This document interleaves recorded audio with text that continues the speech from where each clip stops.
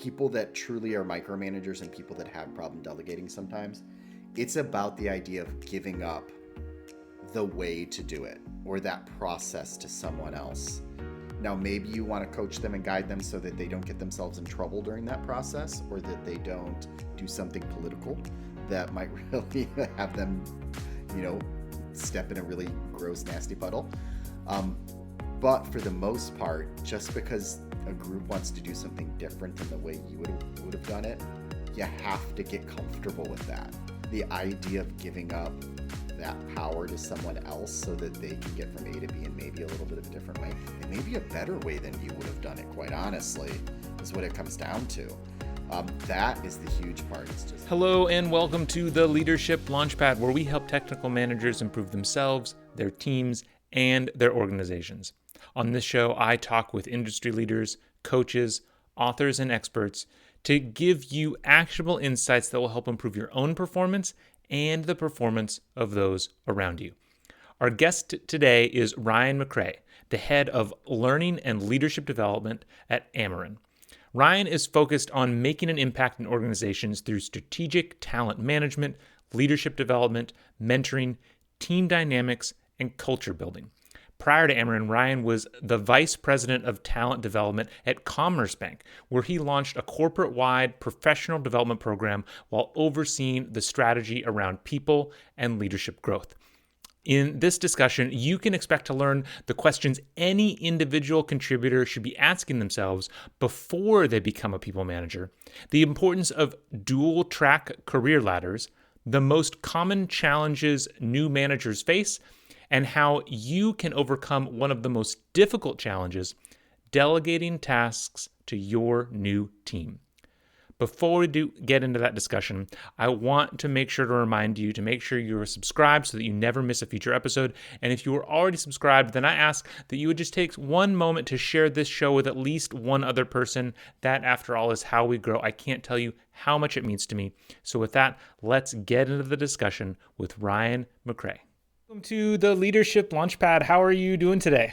I'm doing well. Excited to get a chance to chat with you today.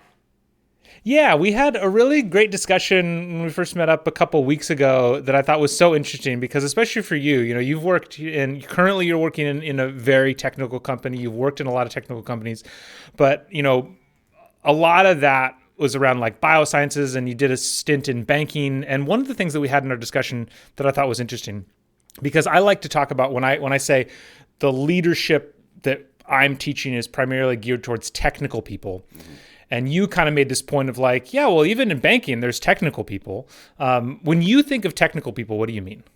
Yeah, that's a great question, because I've worked in a lot of different types of organizations. I've worked in 6 different types of organizations. One of them was a tech company, but I worked for a company that very technical, but you might not think is technical, like an agricultural company. Tons of scientists. Yeah. Now I work at an energy company. Obviously, it can be pretty technical. A lot of engineers when we think about that as well. So when I think of technical and technical skills, it's those things that are the non-human skills. So, we think about all the people skills. We've got that whole soft skills thing. Don't get me started. I hate the word soft skills. I know it started, back in the day in the military, and it's kind of stuck. I'm not a fan. Yeah.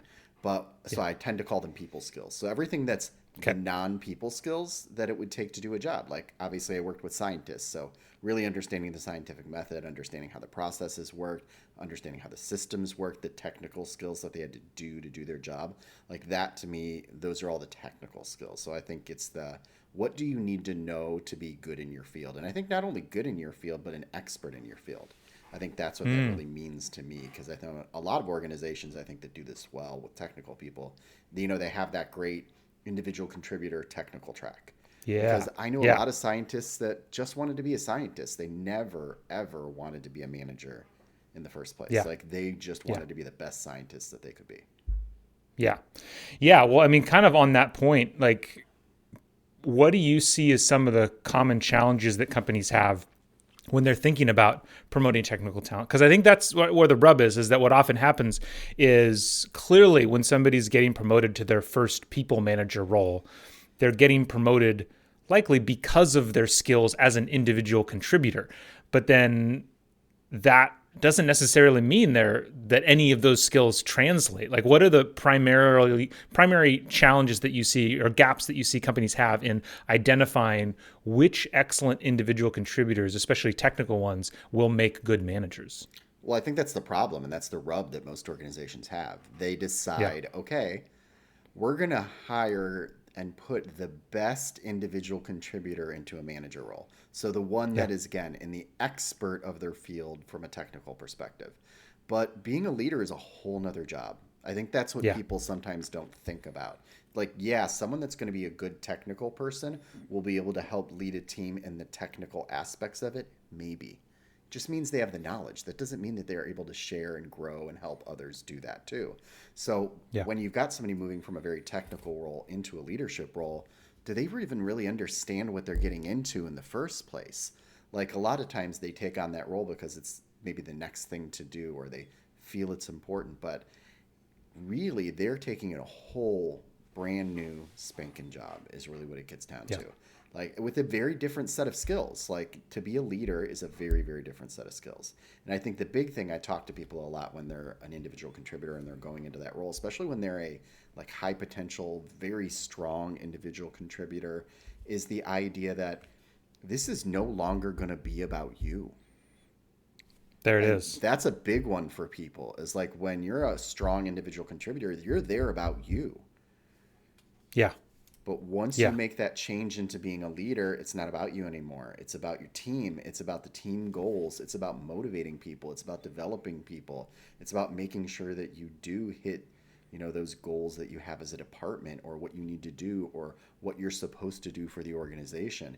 It can't just be about you anymore. So that's a huge Yeah. shift for people. Huge, huge shift. And I think that's where organizations kind of fall down sometimes, is one, not getting people prepared for that, not helping them understand that that's a huge shift and that it looks different, and then giving them the skills that they need, knowing that, hey, this is a different skill set, it's a different job. You're probably going to have to focus on some of these things in a way that you maybe haven't ever for the first time.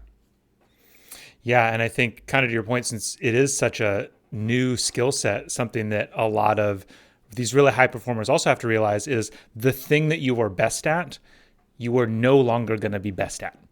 Mm-hmm. Almost by definition, if you're going to take time out of your schedule to get good at this other thing, you're going to start to neglect those coding skills, or those whatever skills that got you there.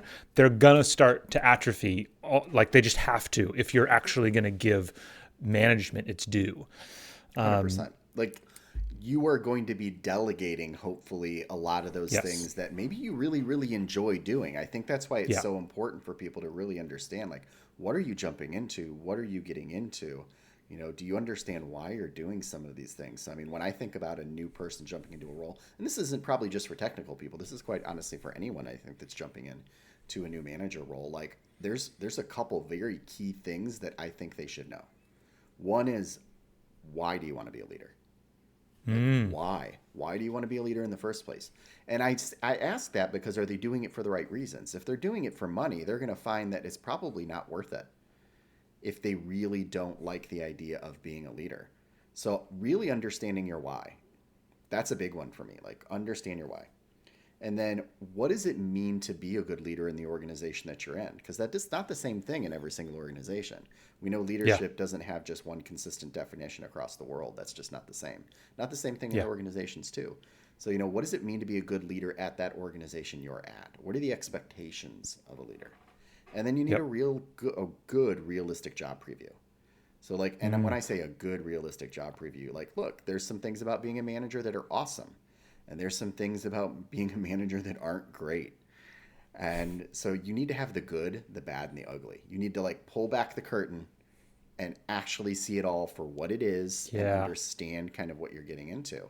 And then do a real good, and we'll get into this in a second, I think, probably, is a good self-assessment. Like, do you know what you are good at and what you're not good at from that management perspective? And so you need to know and understand those things before you're jumping into a role. I think especially for technical people, because I see the challenge of, like, being a great technical person means that you're probably often more focused on solving problems, very technical problems. But maybe where you don't do as much is communication and collaboration. And when you're a leader, Yeah. things like communication and collaboration, key. It's why it's Yeah. such a different role. Yeah. Yeah. So I think those are such great examples of kind of questions and self-reflection that any person should be asking themselves prior to getting into a leadership role.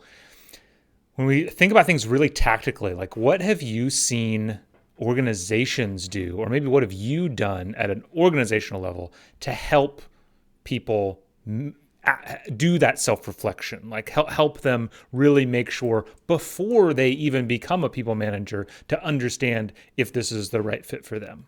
Yeah, I think, I've gotten an opportunity to be part of organizations where we've been really tactical about this. Yeah. So my favorite example came from an organization called Commerce Bank I was at. Wonderful organization. This work was done by a team that I was on. It was led by a woman named Carrie Kime. She was amazing.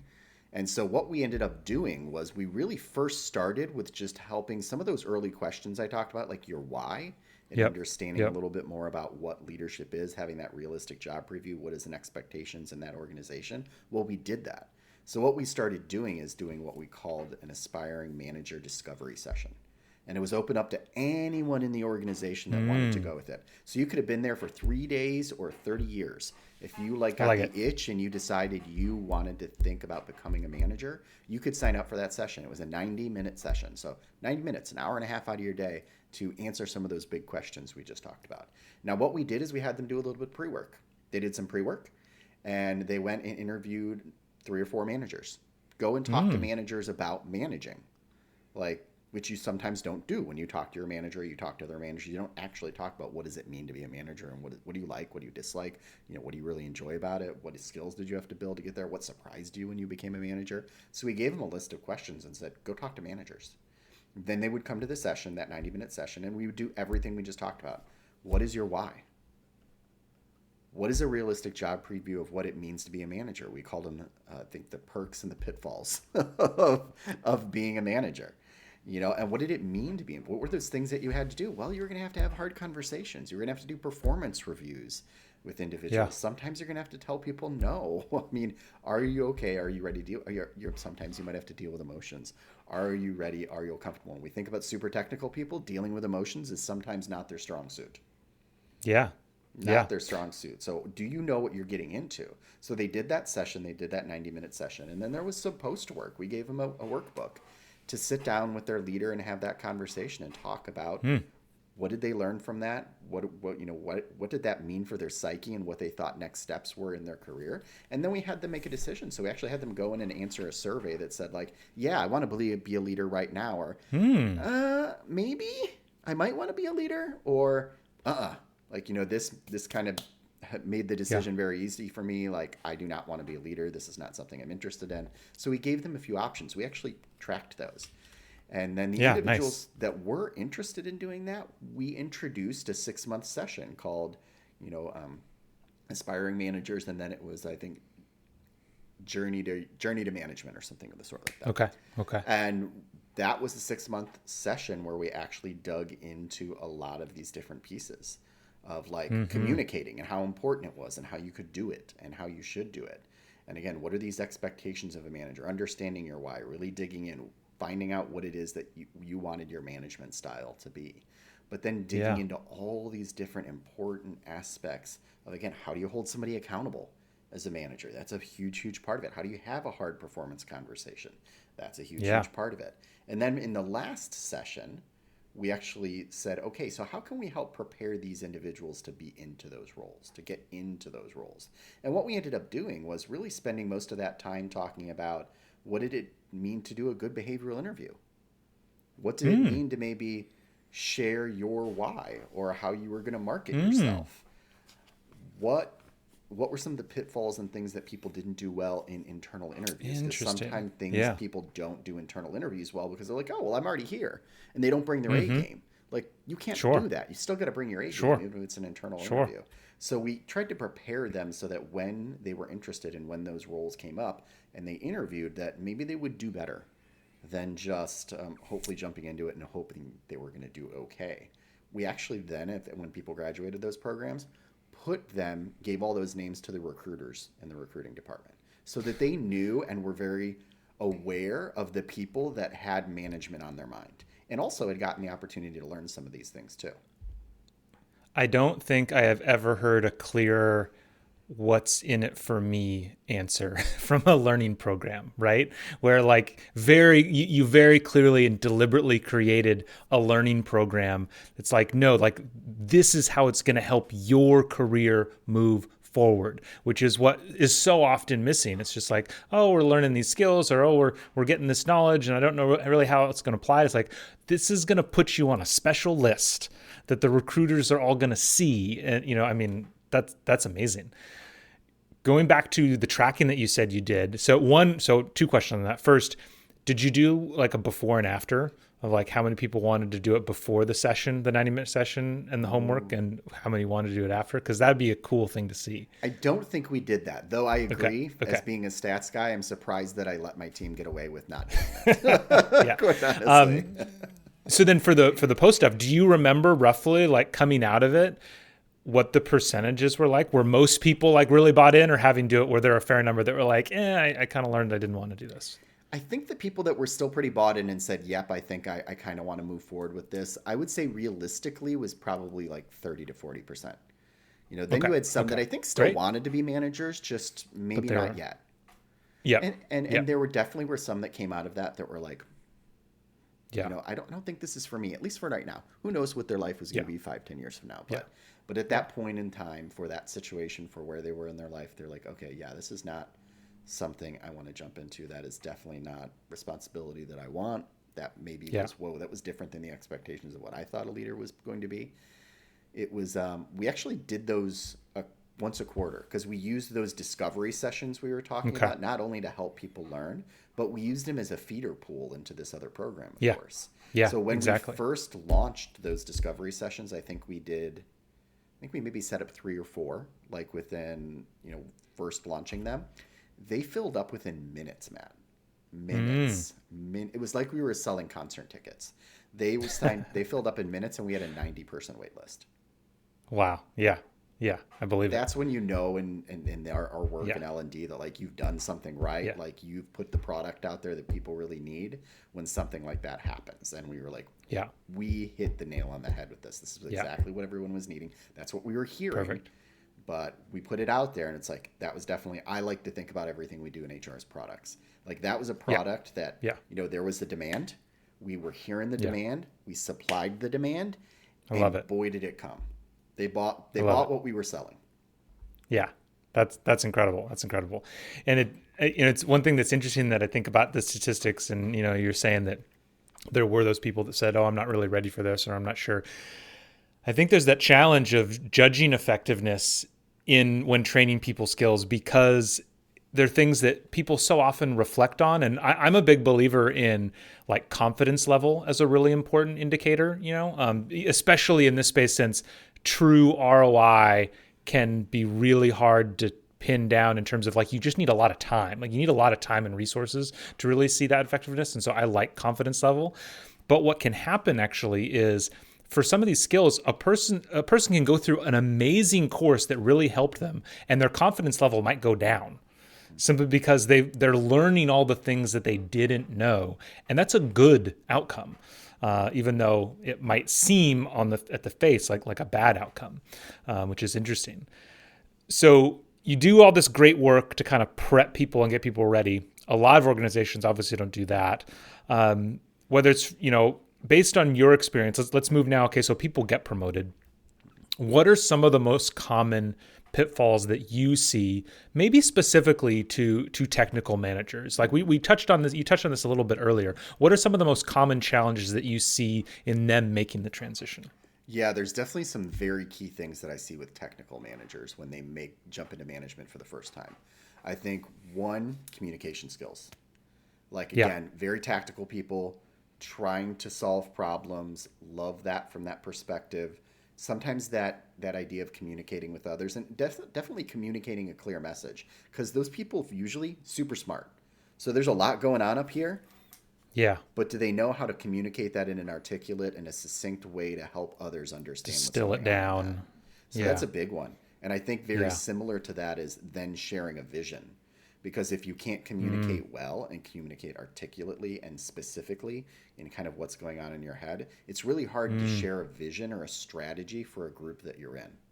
So that is sometimes an area that I see kind of, if we want to bucket all that as communication, but communication, strategy, like that piece is one of the areas that I see quite a bit, for sure. Yeah, there's a reason why like the Neil deGrasse Tysons and the Brian Greens and stuff stand out, because it's a skill that's so often lacking. And so when people are good at taking all these complex ideas, Elon Musk talks about my mind is a storm, and he, despite everything that he does, like if you listen to it, like he has a difficulty, like just in really distilling it down into a simple structure that people can follow. You have to like kind of really want to follow it.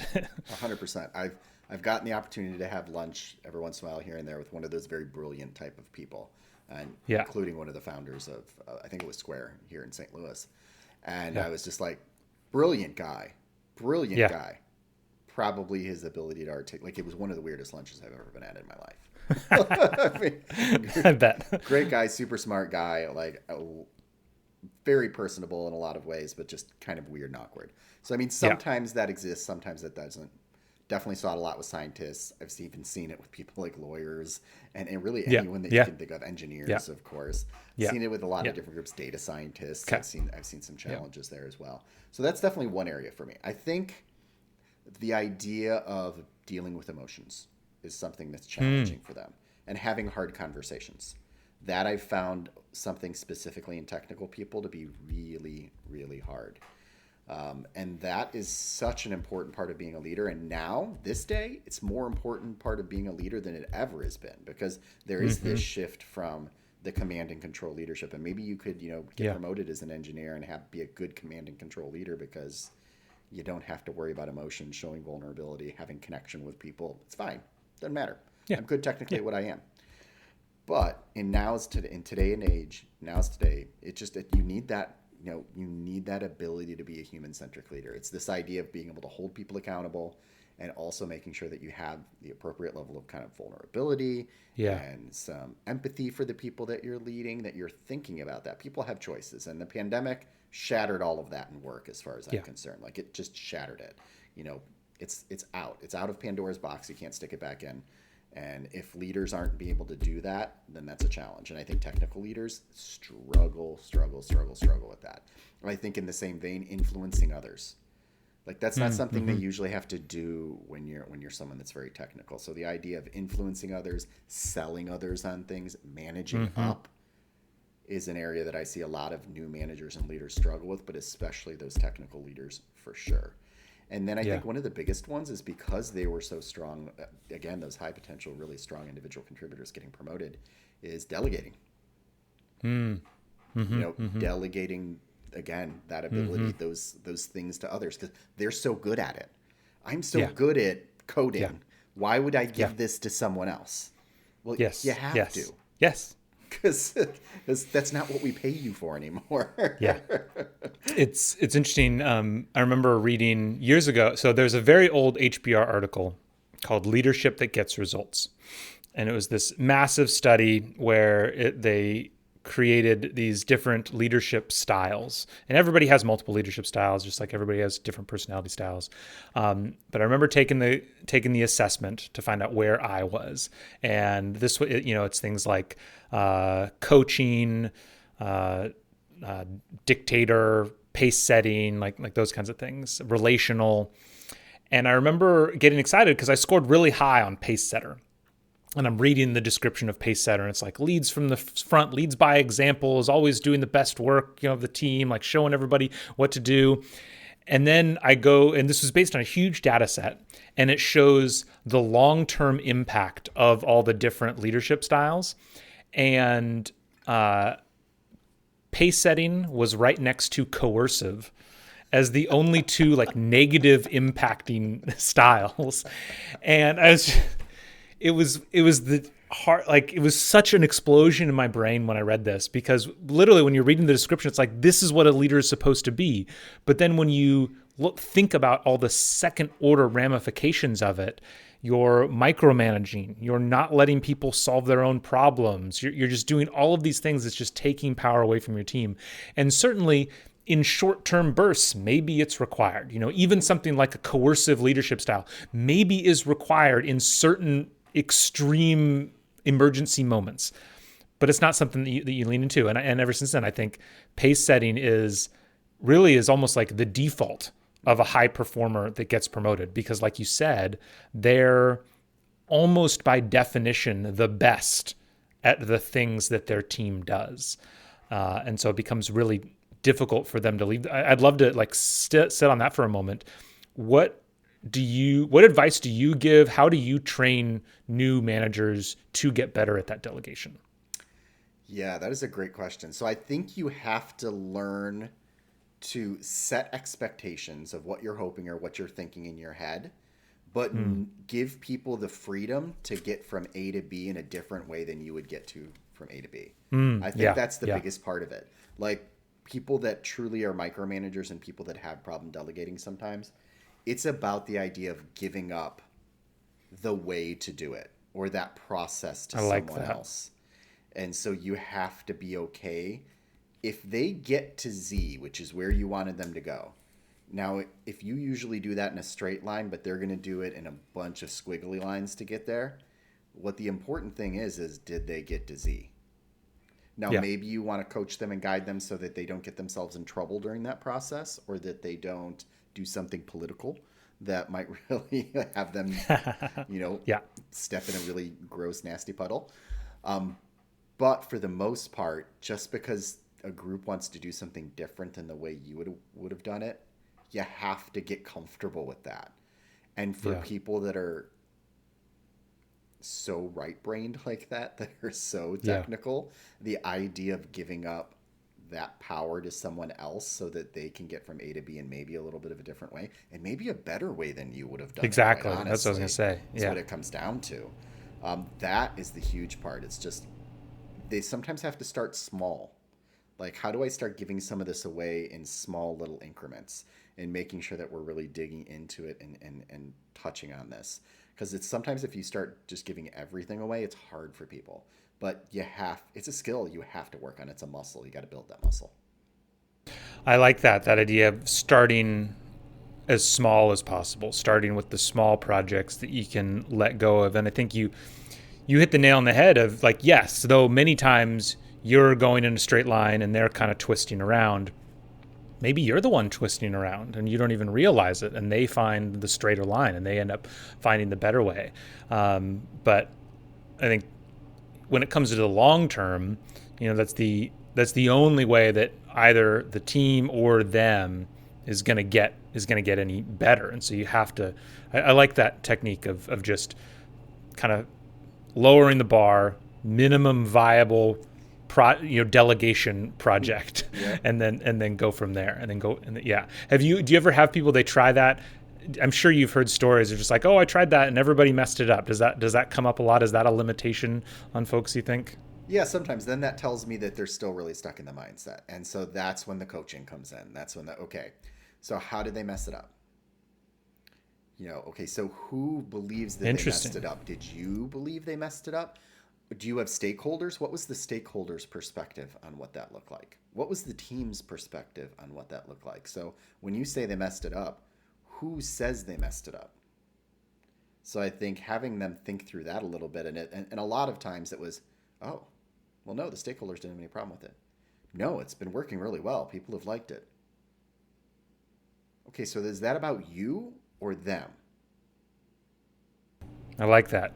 Yeah, I love that you centered on kind of delegation as being just such an important factor, because in so many ways it can be just a vicious spiral of the leader is so stressed because they're keeping it all on their shoulders. They're trying to do everything. So they're just becoming an ever worse leader as they continue to take more and more on. The people on the team, not only are they not getting a chance to kind of exercise their own skills, but they're feeling demotivated. They're feeling more detached. And so they just become less and less invigorated by the work or engaged in the workplace. And it can just kind of, both sides are just going in opposite directions from one another. So I can see why that would probably be one of the first things to focus on is that delegation piece. I love that.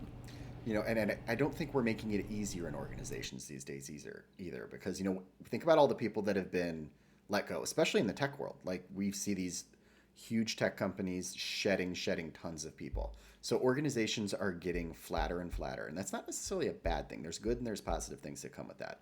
One of the not so positive things that I've seen in the last 5 to 10 years that, quite honestly, Matt, keeps me up at night is the idea of kind of the perils of being a player coach. And we see this. That was going to be my next question. Yeah. We see this a lot, like these old ideas, and I'm seeing it more and more. I remember even 5-10 years ago when I started my career, managers were given time to be managers.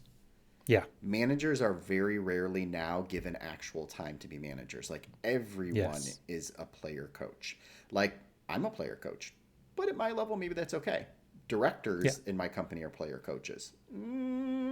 VPs in my company, I would say, are player coaches in the one that I'm currently at right now. And that's not too dissimilar to other organizations that I've been at too. I've been at a couple of those where I have been, where I've seen that there is definitely a very different line between, again, this whole delegation of you're a player, you're a coach.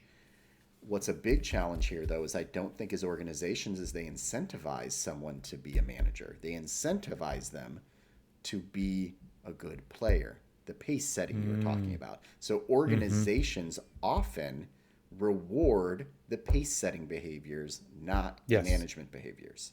So again, if you're running a sales team, well, you're going to get a big old bonus because you still decided to keep that $3 million account and get the big bonus that comes with that instead of delegating it. Yeah. So why would I delegate that when that's my vacation to Tahiti there? Yeah.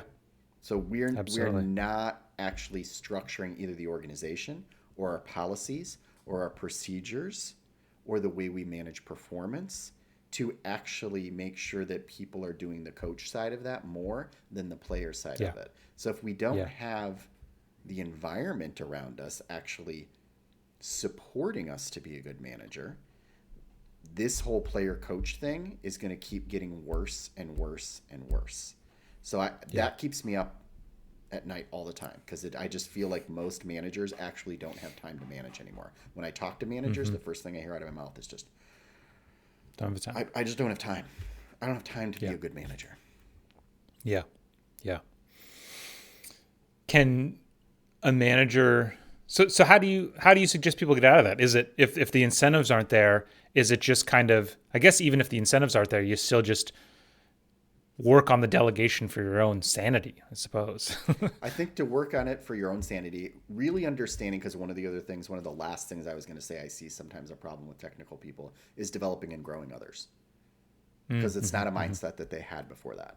So developing and growing others. And that's if you can get people into that mindset and help them understand why that's important for the organization and why that's important for their team, and also important for, I think, the dynamic of their team and the growth of their people, and for actually keeping those people on your team, because you don't want to have to hire someone every 2 months because you are not a good leader that's not growing and developing your people.